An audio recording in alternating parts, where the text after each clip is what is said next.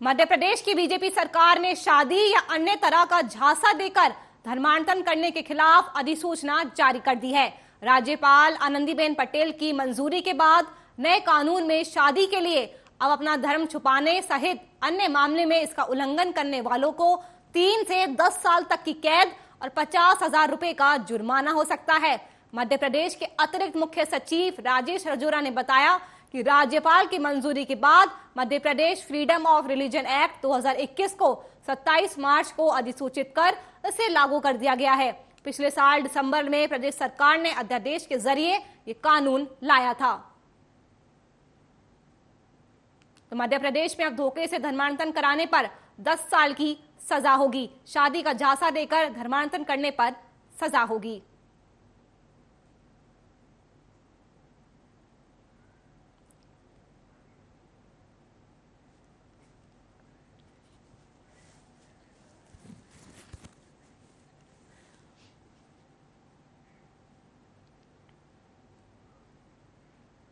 मामला जांजगीर चांपा जिले के चंद्रपुर के ढबरा का है, जहां कोविड-19 के टीकाकरण सेंटर में ड्यूटी कर रहे डॉक्टर ने बुजुर्ग व्यक्ति के साथ अभद्र व्यवहार करते हुए उसके साथ मारपीट भी की। जानकारी के अनुसार एक बुजुर्ग दंपत्ति कोविड का दूसरा टीका लगवाने टीकाकरण सेंटर ढबरा के छत्रवास में पहुंचे थे। जहां पहुंचकर बुजुर्गों ने नर्स से पूछा कि मेरे को दूसरा टीका कब लगेगा। तब नर्स ने डॉक्टर के पास भेज दिया। जब बुजुर्ग आगे जाकर डॉक्टर से पूछने लगा, तब डॉक्टर बुजुर्गों पर भड़कते हुए उसे धक्का मारकर जमीन पर गिरा दिया और लात घूंसों से उसे मारना शुरू कर दिया। इस पर बुजुर्ग ने शिकायत के लिए थाने में तहरीर दी है। आपको बता दें कि पुलिस ने शिकायत दर्ज कर ली है और आगे की जांच में जुटी हुई है। तो डॉक्टर ने बुजुर्ग के साथ मारपीट की है। बुजुर्ग का कसूर सिर्फ उतना था कि उसने इतना पूछ लिया डॉक्टर से कि उसे अगला टीका कोरोना का कब लगेगा।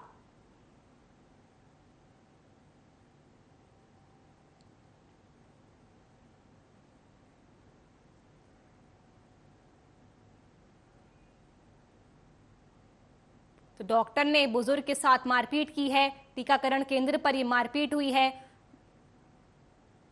बुजुर्ग ने जब नर्स से पूछा तो नर्स ने उसे डॉक्टर के पास भेज दिया।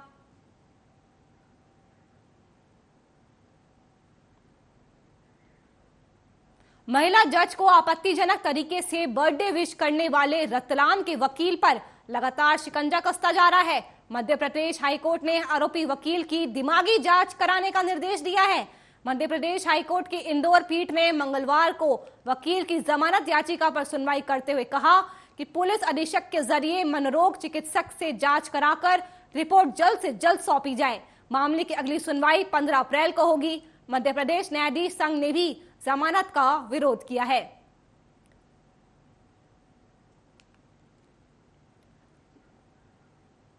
तो अब वकील की मानसिक जांच होगी। उसने महिला जज को आपत्तिजनक तरीके से सोशल मीडिया पर बर्थडे विश किया था। चलिए रुक करते हैं अगली खबर का।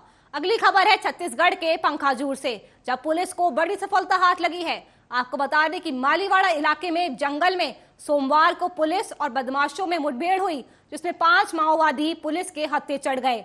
गढ़चिलौड़ी के पुलिस उप महानिरीक्षक ने इसकी पुष्टि की है। उप महानिरीक्षक के मुताबिक मारे गए 5 नक्सलियों में 3 पुरुष और 2 महिला नक्सली थी। पुलिस और बदमाशों के बीच की मुठभेड़ करीब 1.5 घंटे तक चली। मुठभेड़ के बाद पुलिस ने मौके से बड़ी मात्रा में नक्सली सामग्री जब्त की है। ये मुठभेड़ 3 अलग अलग स्थानों में हुई है। तो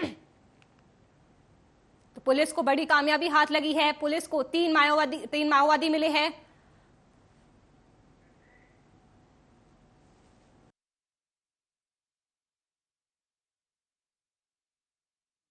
मार्च 2021 रोजी गडचिरोली पोलिसांना माहिती मिळाली होती की खोब्रामेंढा जंगल परिसरात काही माओवादी बसलेले आहेत।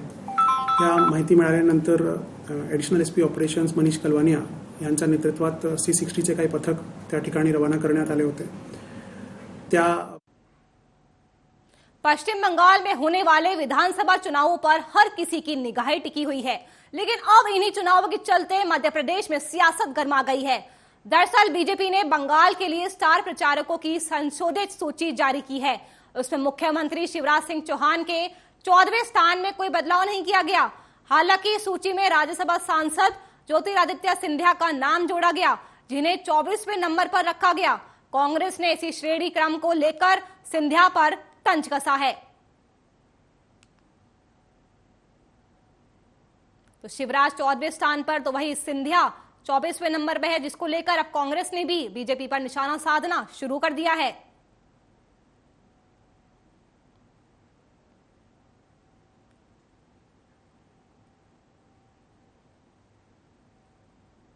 माध्यमिक शिक्षा मंडल ने 10वीं और 12वीं कक्षा के लिए 500 प्रश्नों वाले प्रश्न बैंक जारी किया है। आपको बता दें कि मशीमम के पूर्व अध्यक्ष राधेश्याम जुलानिया द्वारा पहले जारी की गई प्रश्न बैंक में छात्रों को परेशानी आ रही थी। पढ़ाई करते वक्त विद्यार्थियों को प्रश्नों का अंकों और अध्याय के हिसाब में वर्गीकरण करने में परेशानी हो रही थी। यही कारण है कि मंडल ने 10वीं और 12वीं के लगभग सभी विषयों की संशोधित प्रश्न बैंक जारी कर दिया है। 12 अप्रैल से 10वीं और 12वीं की प्री बोर्ड परीक्षाएं शुरू होने वाली है। वही 10वीं और 12वीं की बोर्ड परीक्षाओं का आगाज 30 अप्रैल और 1 मई से होने वाला है। दोनों परीक्षाओं के पेपर इसी प्रश्न बैंक में तैयार किए जाएंगे। इसलिए विद्यार्थियों को स्कूलों में मिल रहे प्रश्न बैंक के आधार पर आगामी प्री बोर्ड और बोर्ड परीक्षाओं की तैयारी करनी होगी।